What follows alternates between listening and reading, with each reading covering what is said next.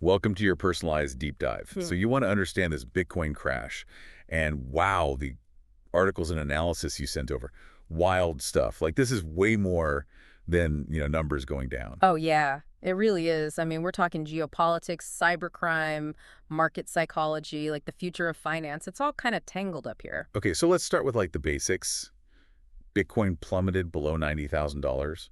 What even triggered such a huge drop? Well, global anxieties play a big role. Like, think Mm. about the trade tensions we've got going on right now between the U.S., Mexico, and Canada. Oh, right. Yeah, that uncertainty, it just makes investors nervous, and so they pull back from riskier assets. Okay, so Bitcoin. Like Bitcoin. Yeah. That's what I So had. these worldwide anxieties, they end up like shaking the crypto Yes, market. exactly. And then you throw in the Bybit hack just to add fuel to that fire. Oh, man. Hey, $1.5 billion in Ethereum, just poof, gone. I can't even imagine like waking up to that news. Yeah. But it's more than just the money, right? Oh, absolutely. A breach like that, it just erodes trust in the whole crypto system. You start to question, how secure is any of this? Yeah, and then we've got over $1.3 billion in crypto positions liquidated in just 24 hours. Yeah. That's going to amplify the pressure pushing everything down. It does. It really does. This Yeah. massive liquidation event, it just underscores the risks of leverage trading, especially in a volatile market like crypto. It really makes you wonder, Yeah.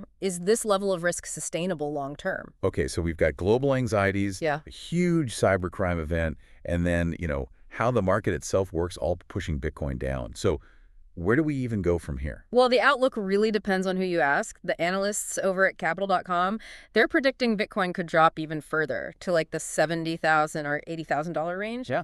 If this selling just keeps going, Wow, that's if the selling pressure continues. Yeah, that's a pretty bleak prediction. But I know some people are still really optimistic about Bitcoin. What about Anthony Scaramucci? I know. He's still saying Bitcoin could hit, what, $200,000 by the end of 2025? Yeah, he is That's a massive difference in perspective. huge. And his reasoning, it comes down to the growing involvement of institutional investors. We're also expecting, clearer regulations. Yeah.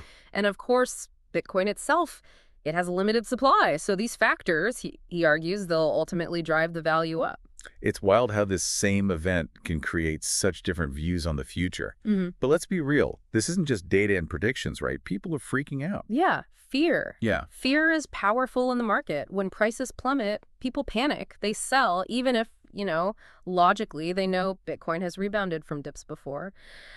You might be feeling it yourself, right now. Should you sell before it goes down even more? Or maybe you have the opposite, like that fear of missing out, FOMO, as everyone calls it. You're tempted to buy in now because what if it rebounds? I don't know. It's tough. Absolutely. These emotions, they drive irrational decisions. People sell at the bottom, buy at the top, Yeah. which just fuels the volatility even more. So I'm curious, what are you feeling right now as you learn about all of this? Honestly.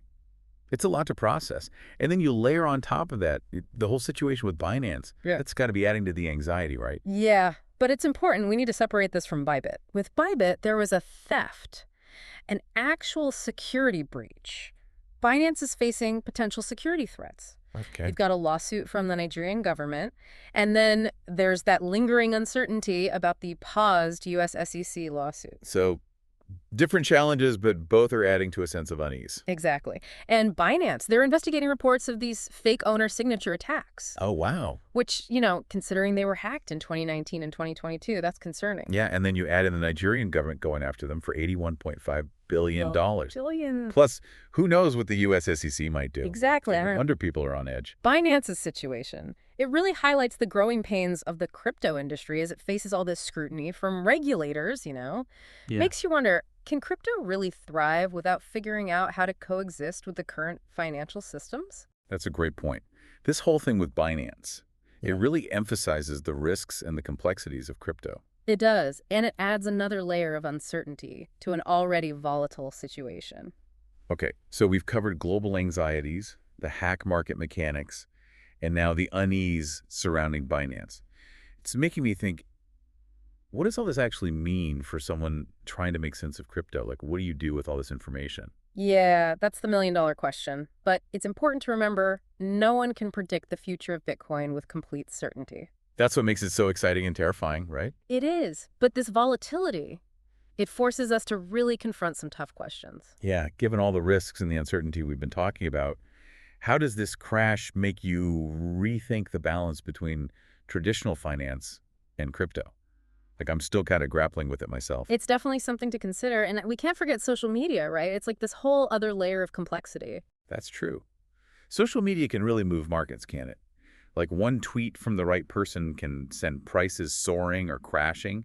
It's kind of scary how much power a few characters can have. It is. And then you think about how fast information or misinformation spreads online. It's like the perfect environment for these crazy price swings. Yeah. So we've got the global anxieties, the cybersecurity issues, the volatility of the crypto market, and now social media on top of it all. Feels like a recipe for disaster. In a way, yeah. And we have to remember, everyone participating in these markets, whether they're seasoned investors or just starting out, they're human. They're susceptible to all these emotional biases and herd mentality. It's powerful, right? That whole herd mentality. Yeah. Like, everyone just looks around to see what everyone else is doing, Yeah. and then follows along. It's primal, you know? We're wired to seek safety in numbers, so when everyone else is running for the exit, it's natural to want to do the same, even if it means making a decision you might regret later. So how do you avoid getting caught up in that? Like, how do you invest rationally and strategically in such a crazy space? Education is key. The more you understand the underlying technology, the market mechanics, the factors influencing prices, the better equipped you'll be to make, informed decisions. So it's about doing your homework, Yeah. not just going with your gut or whatever's trending on Twitter. Exactly. And diversification is crucial. Don't put all your eggs in one basket, right? That's investing 101. True. That applies to everything, not just crypto. Absolutely. But it's super relevant in a market as dynamic and unpredictable as crypto. Another thing, think long term. Tune out that daily noise and focus on the fundamentals of the asset you're investing in. So basically zoom out and focus on the bigger picture. Precisely. And remember, there will always be ups and downs. No market moves in a straight line. The key is to ride those waves. Don't panic sell when things get a little rough. Easier said than done when you see those numbers going down. For sure, it's not easy, but it's essential for long-term success. One thing that can help is setting clear investment goals and stick to a plan, This can help you avoid making those impulsive decisions based on fear or greed. So, strategy. And stick to it, even when it gets scary. Exactly. And always remember, investing shouldn't feel like gambling. Only invest what you can afford to lose and be prepared for the possibility of losing it. This is still a young market, it's evolving, and there are inherent risks involved. It's good to be realistic. Absolutely. And finally, don't be afraid to reach out to financial professionals who specialize in crypto. They can be invaluable guides in this complex landscape. They can help you make informed decisions that align with your goals and your risk tolerance. Makes sense. Having an experienced guide when you're exploring new territory is always a good idea. It is. So, this deep dive, it's just the start of your exploration. The world of crypto never stops changing. So stay curious, stay informed, and most importantly, stay engaged. I feel like we've covered so much in this deep dive. Like, we dissected the crash, explored market psychology, even talked about strategies for this space.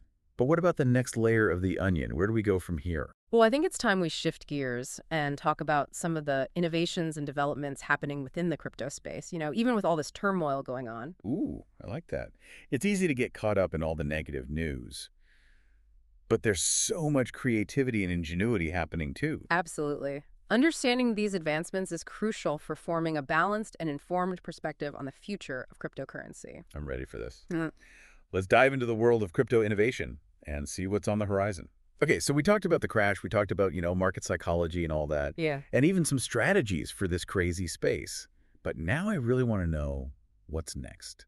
What innovations are happening, even with all the craziness? Well, one area that is just exploding right now is decentralized finance, or DeFi. DeFi. Yeah, I've heard that term thrown around. But But I'm not going to lie, I don't really get it. Okay, so think of it like a movement that wants to create a more open and accessible financial system. And it uses blockchain tech to basically cut out the middlemen, like banks. Oh, interesting. So it's like peer-to-peer finance, but on the blockchain. Yeah. Exactly. Crazy. Pretty radical, right? It is, and Yeah. it can do a lot, right? Like, Yeah. what are some of the things it can be used for? Oh, tons of stuff. Mm. We're talking lending and borrowing platforms, Yeah. decentralized exchanges. You could even have insurance protocols. Wow, that's a lot. Yeah. What are some of the benefits of this whole DeFi thing? Well, it has the potential to really empower individuals, give them more control over their own finances. Yeah, well- Like, imagine, accessing financial services, but You don't need a bank account. You don't need a credit score. That could be huge for so many people. Yeah, especially people who don't have access to traditional banking. Exactly. It could be life-changing. And DeFi also increases transparency, Mm. and it reduces the risk of fraud because every single transaction is recorded on a public blockchain. Oh, so it's like a built-in audit trail. Exactly. Yeah. And since it's decentralized, there's no single point of failure. Okay, yeah, that makes sense. It's more resilient to hacks and censorship than traditional financial systems, Yeah. which is, pretty important these days. Exists. So more control, more transparency, more security.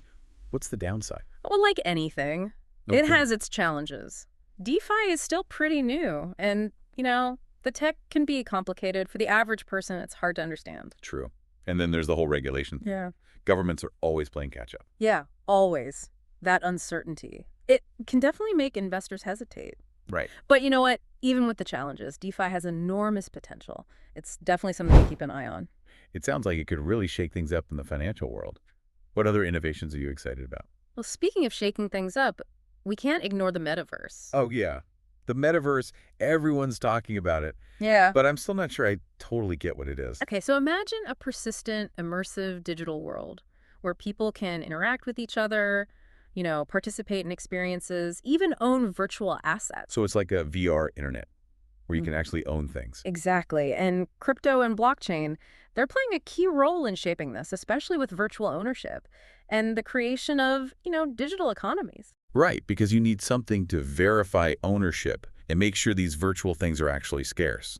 Exactly. We're already seeing virtual real estate, digital fashion, in-game currencies, Wow. all powered by blockchain. It's crazy. It feels like the lines between the physical and digital worlds are getting blurry. They are, and the implications, huge. Imagine attending virtual concerts, exploring digital museums, buying and selling virtual land, Okay, now that's just, all within a secure, decentralized metaverse. it sounds like sci-fi, but it's actually happening now. It is, and while it's early days, the potential is massive. I mean, major tech companies and VCs are pouring money into this. That's incredible to think about, all the possibilities. It feels like we're on the edge of something really big. We are, and it's important to remember that all this innovation, it's happening even while the market is, being volatile. It just shows how resilient and innovative this space is. Yeah, it's like a phoenix rising from the ashes. Yeah. Actually, that's kind of inspiring. It is, and I think that's what I want you to take away from all of this. Despite the crash, despite the challenges, the future of crypto, it's bright. There's so much innovation, so much potential, and so many opportunities out there for those who are willing to, jump in and embrace the unknown. That's a great message to end on. I feel so much more energized and excited about the future now. This deep dive. It's been a wild ride, but I learned a ton. Thank you so much for taking this deep dive with us. My pleasure. And hey, remember, this is just the beginning. Keep exploring, keep learning, keep pushing the boundaries. Until next time, happy exploring.